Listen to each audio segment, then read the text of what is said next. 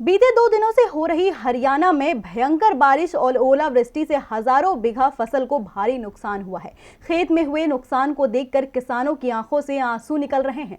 16,000 से ज्यादा किसानों ने मुआवजे का मांग की है, लेकिन सत्ता में बैठी बीजेपी सरकार उनकी एक नहीं सुन रही है।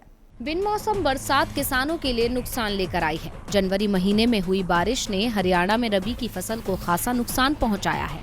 किसानों का अनुमान था कि इस बार बम्पर उत्पादन होगा, लेकिन बारिश ने इस पर पानी फेर दिया।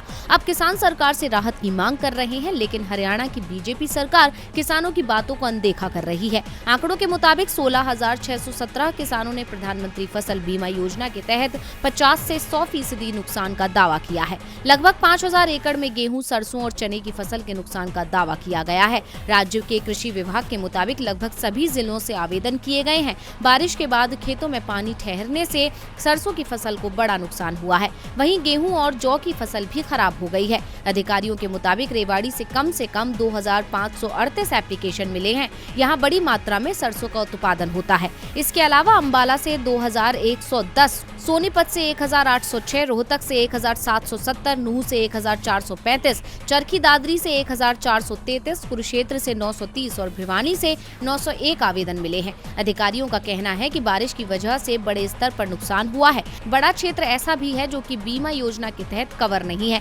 कुरुक्षेत्र में किसानों का कहना है कि बारिश की वजह से 17 एकड़ में आलू की फसल बर्बाद हो गई। इसके अलावा सरसों और गेहूं की फसलों को भी नुकसान हुआ है, लेकिन हमने कोई भी फसल बीमा नहीं ले रखा है। हम सरकार से मुआवजे की गुहार लगा रहे हैं, लेकिन सत्ता में बैठी सरकार बस हमसे वादे करती है, उन्हें पूरा नहीं करती। डीवी लाइव की रिपोर्ट।